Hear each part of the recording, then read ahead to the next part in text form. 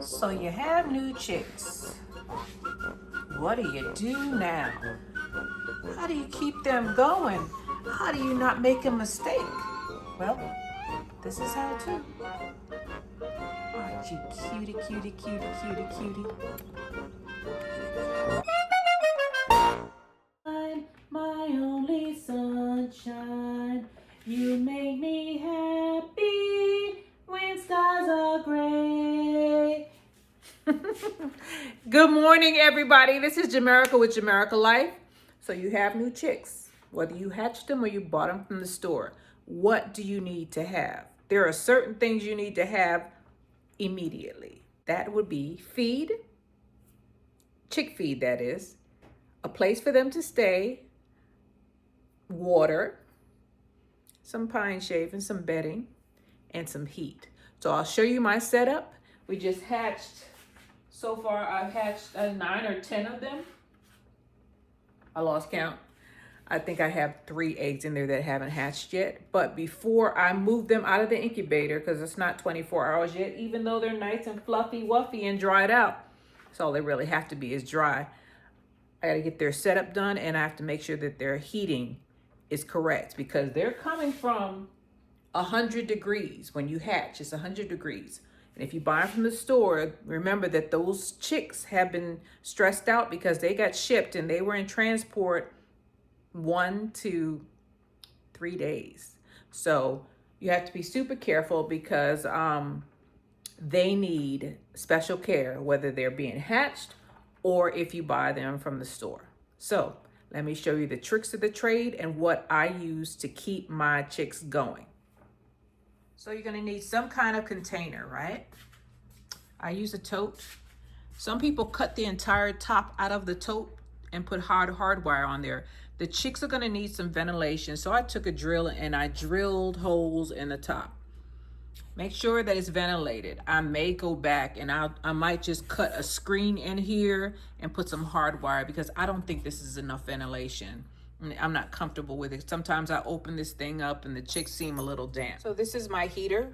I purchased this online for about 40 bucks, I believe. And this is a chick heater, and you can rate these stands. You can move it up and down. As the chicks grow, you can make it higher and higher. Right now I have it pretty low, and they get underneath here, and it's a heat. The heat is on the bottom. Right there, that plate heats up, and it keeps your chicks warm. Also, pine shaving. I buy the big pine shavings, not the small ones. Sometimes the small ones become dust level, and you want your chicks to inhale dust. Don't put diatomaceous earth or any other thing in there, especially not anything that's silt level. Don't put anything like that. And I just recommend getting some big old pine shavings, the big ones, not the small ones, because the small ones might give off dust, and put it down there. Now, when I put the shavings down, I put at least an inch of pine shavings in there because I don't want to change this thing out. And if you don't put enough pine shavings in there, you're going to constantly be changing this thing out every day. This way, I can keep them in there maybe a week or two without changing out the pine shavings because all their droppings and any mess they make will go to the bottom, and the shavings, when they scatter about, the dry ones, it'll keep them dry and it'll sop up all the moisture. So you're better off just going ahead and putting a bunch of pine shavings in, about an inch of pine shavings in there, so that you don't have to do it every day, especially if you're working. Next thing we're going to talk about is the water. This is not just water. I put about a little, like a teaspoon for a small waterer like this, a teaspoon of apple cider vinegar in their water to help them with digestion. So if their tummy gets upset because of the feed, well, this will help their stomachs out. You don't have to put apple cider vinegar in there, but I recommend you do. Next thing is the feeder. So I bought this from TSC, and it's just a ball canning jar with the feed in it. And this is chick feed. It's 20% protein. Chicks do not, well, you can give them chicken feed, but I don't recommend it. Chicks need more protein because they are putting on muscle mass, and chick feed helps them to develop muscle properly. You don't want a malnutrition chick, so go ahead and get that chick feed, even if you give it to them for a couple of weeks. It's a little bit more expensive, but I think it's worth it. I do not buy the medicated type because I believe that the medicated type is for the industry, those people who have factories or big old warehouses of chickens. I just have a backyard flock, and I want them to develop their natural immunity. I don't want them to be medicated, as soon as they come into this world, because I'm not running a farm or a poultry processing center. So remember the vinegar and water and the chick feed, 20%, and your heat source and your pine shavings. There is one more thing I do. I use a USB light. This thing gives off a little bit of heat, not much. I don't use those lamps that they sell, the heat lamps. I believe they're a fire hazard in my opinion. So I bought some the first time I had chicks, but I immediately to return them after watching a couple of videos. And there was a fire out here in Austin because of those heat lamps. The heat lamp fell down on the pine shavings, and everybody knows pine is very flammable, by the way.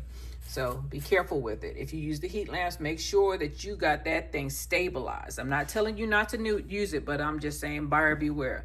This little USB light is just so when I look in here, I can see the chicks moving around, and I can see if there's something going on that I need to fix, if they're running out of water, if they're running out of feed, anything, or if I need to raise this thing higher. When the chicks get too tall for this heater, they'll start jumping up on top. That means you need to raise this thing up. If you do not have a heater like this, and let me tell you what I used. I used a back heating pad. That's what I used when I first got that, when I first did it. And then I went to a reptile pad. So I don't know if you can use the heat mats that you use for plants, but I use the one for people, the heating pad for people, and the one that you plug into the wall. I used that initially, then I used the reptile pad, and then I progressively went to this one. Now, if worse comes to worse and you don't have a heating pad, if you have a portable heater and a small closet or a small room, put them in there and put the heater in there with them. They have to stay warm.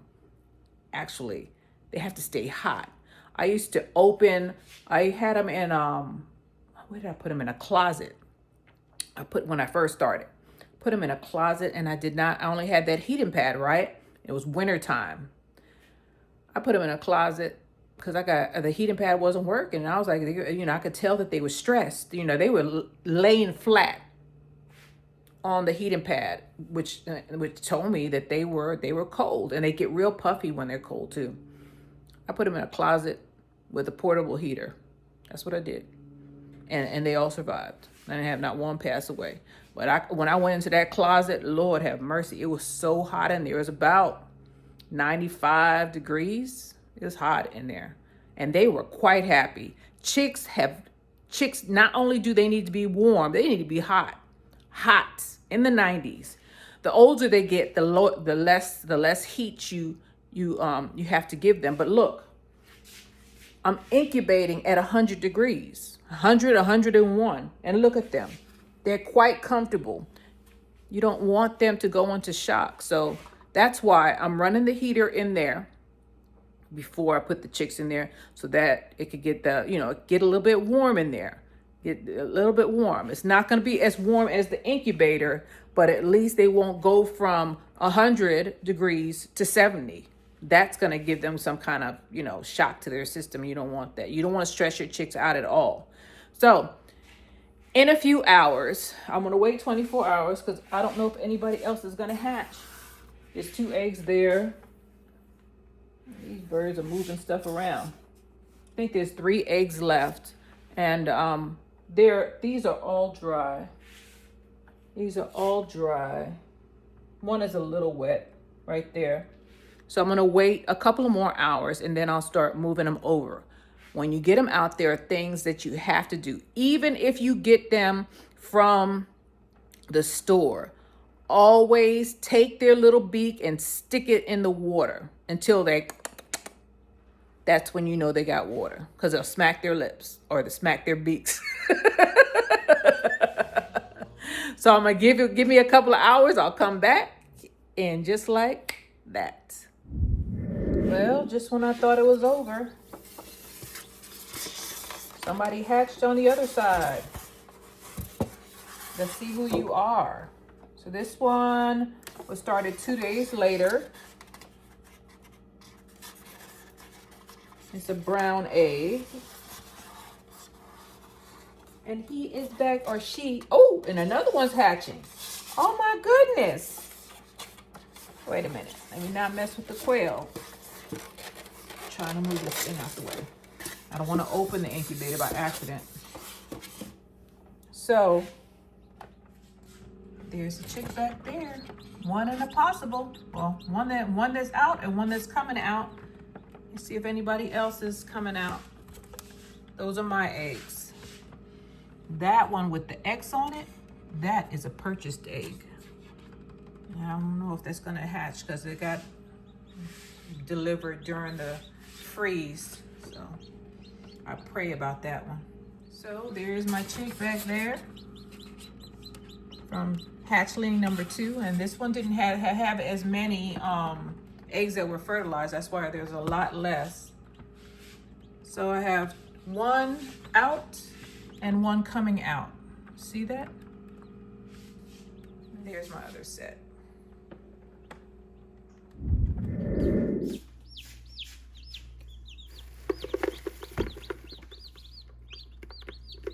So I have 4 chicks in this bowl, right? And one by one, I'm gonna take their little body, right? Hold them like this. See my hand? And dip their beak in there until they start smacking their lips. See that? I hope you see them. And then I'm gonna put them under the heater. So you know there's heat there. Same thing I'm gonna do with this one. I'm gonna put it down, put my finger like this, like a V. Making sure y'all can see. And, uh-oh, you can give me the business. I'm gonna dip the beak in there. Wait for him to start smacking his lips. Stop saying he, girl. And put him under the heater. One by one, I'm doing them all like that. Make them get their bearings on the thing. Stick their face in there. Smack their lips. I don't see the smack.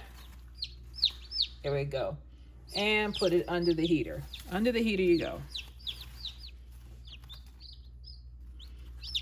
Next. Grab them. Uh-oh. Grab it with the V.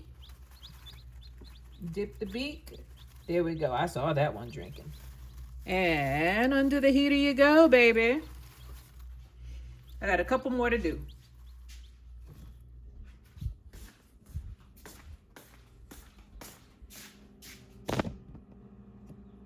This is how I get them out. So I'm gonna move this one to the side because I'm not pulling these out yet. And they're all scared. See that? Except for that one right there. All right. Take the thing off. And I'm gonna grab them one by one and put them in the bowl. They're like, what's going on? What's going on? Leave me alone. Leave me alone. I got 3 eggs left to hatch. I'm gonna close this thing down real quick.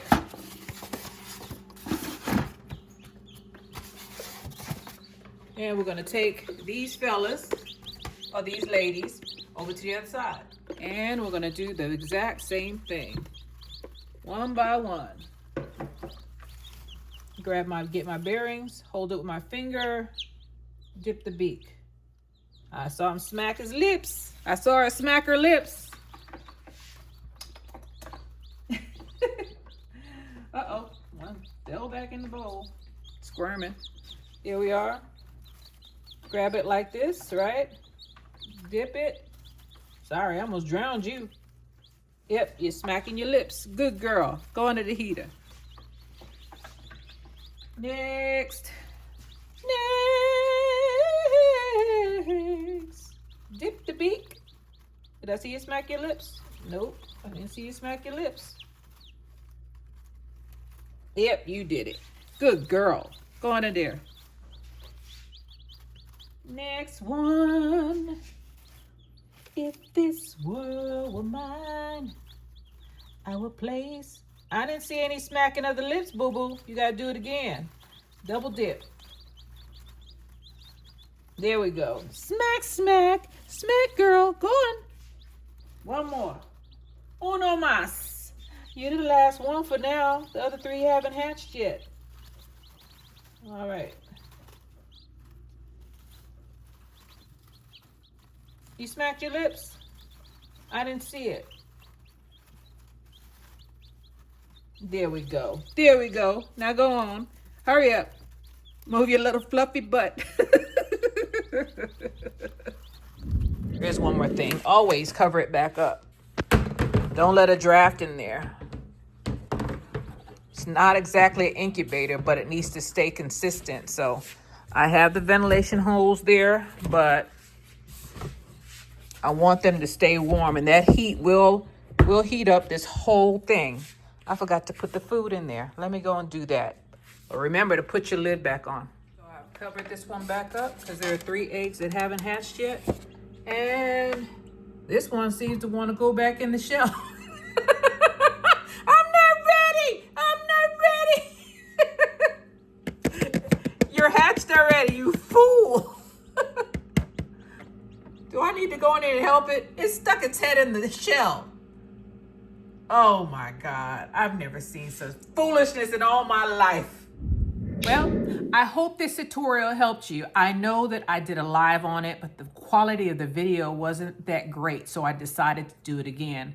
Once the chicks get older, I'll do another tutorial, but this is how you take care of your chicks as soon as you get them, whether you hatch them or you buy them from the store. Always make sure they know where the water source is. They'll find the food. I'm not worried about the food. The water though, they have to have water, especially if you buy them from a store, because if they have already been introduced to water, which means they have to have water. After you give them water or after they've had their initial drink, they cannot go without water. So I just want to stress that. Also the food, they'll find the food. Just leave it there. But the water, they need to know where that is. And the heat is very important. This is Jamerica with Jamerica Life. I hope you all enjoyed this video. I hope I helped somebody out who is just getting chicks. They're fragile, just like a baby, except I think they're really fragile. They'll expire on you if you don't do certain things. You don't have to mess with them much. Once they realize where the food and water is, you're good to go. As long as you keep them warm with food, water, and shelter. Don't lock them down too much because there needs some ventilation in there, so be careful with that. This is Jamerica with Jamerica Life. Please like and subscribe, and I'll see you on the next one. Happy Chick Days! It's almost Easter, right? We're going to have a lot of chicks. Well, we're going to have some chicks. Bye, y'all.